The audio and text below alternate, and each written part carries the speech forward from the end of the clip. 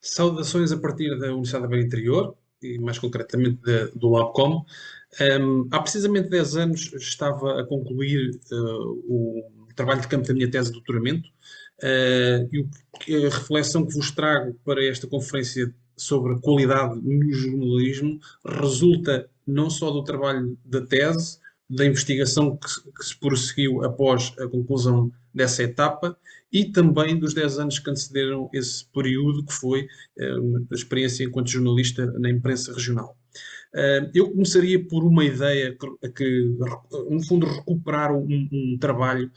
neste caso um trabalho da Isabel Pascoal, um artigo chamado Os jornalistas da imprensa regional e os condicionalismo ao exercício da profissão.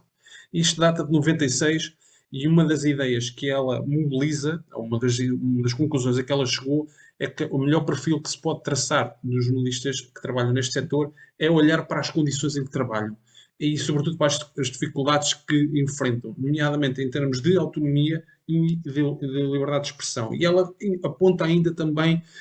os desníveis que encontrou na altura entre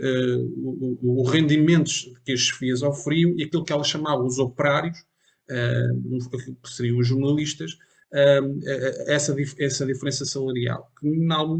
alguns casos, estamos a falar de jornalistas que não tinham experiência,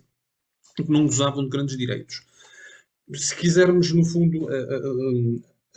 andar algum tempo, ou seja, avançando 26 anos, o que olhamos para este período é que há algumas melhorias ao nível salarial, ligeiramente, continua a haver alguns desníveis entre chefias e jornalistas, sendo que estes operários que a Isabel Pascoal se referia são jornalistas, têm carteira, têm cada vez mais formação superior, há uma diferença a esse nível. No entanto, há aqui outro elemento que convém sempre referir, que é um desafio permanente que estes jornalistas enfrentam, que é aquilo que o Pedro Coelho falava na sua dissertação de mestrado, que era a proximidade demasiado próxima. A quem? Às fontes, sendo que muitas vezes essas fontes são aquilo que a Isabel Pascoal, e há um outro trabalho mais recente, mas é uma dissertação de mestrado defendida na Universidade de Lisboa, que fala sobre as elites locais. A Isabel Pascoal também já falava nelas, o Pedro Coelho também já, de certa forma, acabou por tocar nisso, e quem se debruça sobre esta realidade acaba por confrontar-se com isto. Se falamos elite política, elite económica e elite religiosa. Neste particular, se por um lado, no caso da política, temos estes meios e há estudos sobre isso, recordo-me, por exemplo, uma dissertação de mestrado defendida pela Luísa Ribeiro, precisamente na Universidade do Minho, em que ela fazia um estudo sobre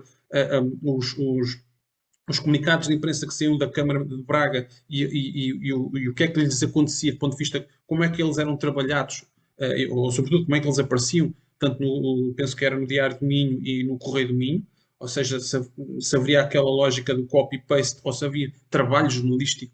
Essa ainda é uma imagem muito colada aos médias regionais, que também, por um lado, porque resultam de uma profissionalização não só das autarquias, mas também das empresas que têm os profissionais da comunicação e quando mandam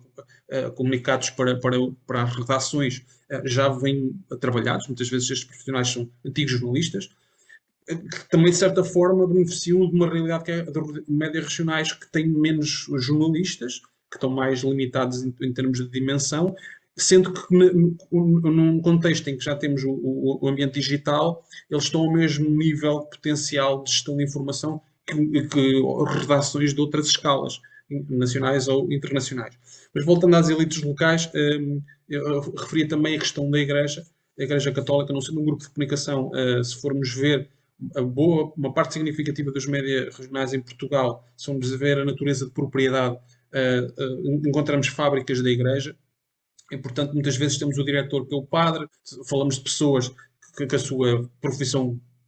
principal não é o jornalismo, e na esmagadora maioria dos casos nem sequer a formação em jornalismo tem, portanto estão a gerir jornalistas, num dos casos, portanto há essas tensões muitas vezes. Eu próprio as vivi, trabalhei enquanto jornalista num jornal de expressão cristã, e as elites locais, esta proximidade demasiado próxima, é um desafio em permanência para estes jornalistas. Um outro elemento que importa referir tem o resultado desta questão do processo de digitalização, como eu referia, entre muitas outras coisas que podemos colocar em cima da mesa, a internet fixou cada vez mais jornalistas à secretária, eles passam mais tempo,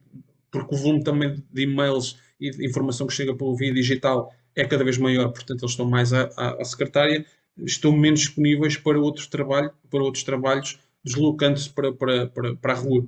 Por outro lado, também aqui um outro estudo fizemos, no fundo, em que questionávamos se estes jornalistas realmente pareciam o exercício de um jornalismo de proximidade, ou seja, junto das pessoas, em ambiente digital, tem essa potencialidade, tem essa possibilidade, através das redes sociais, de criar este engagement, de escutar as pessoas, de ouvi-las. E aquilo que concluímos é que não, isso é muito, muito residual, eles sabem que isso é importante, mas exercem-no pouco. Raramente isso tem uma correspondência com a realidade. Por fim, para terminar, não queria deixar de colocar em cima da mesa o que é que poderia ser feito para melhorar a qualidade no jornalismo, e neste espaço não coube colocar todas as questões. Eu acho que o Estado pode ter um papel importante, começando por aí, assumindo os médias regionais como aquilo que fazem ser serviço público, ou seja, o jornalismo como serviço público, falando nos contextos médios regionais, o que é que eles podem fazer em concreto? Eu acho que podem apoiar a nível de formação, dos lados do público e do lado dos jornalistas. Do lado do público, de certa forma, já o está a fazer ao reconhecer e investir em programas de literacia para os média, pode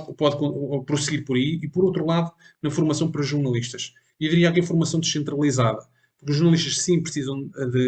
de formação, mas dificilmente, por exemplo, uma rádio local que só tem um jornalista a tratar de informação, o consegue deslocar a algum sítio mais distante para obter informação. Mas ele precisa dessa formação. Os médias regionais e as empresas, o que é que podem fazer? Conselhos de redação para o caso nas redações que têm mais jornalistas, recuperar uma ideia, uma experiência de longa data e pioneira do Setúbal à Rede, que teve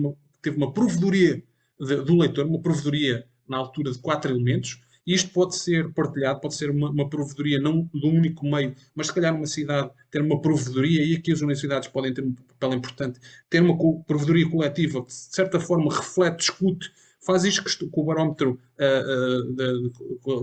está a querer fazer, alargar esse debate, mas focado nos meios regionais ou locais que existem naquela cidade. E uma outra coisa que tem a ver com um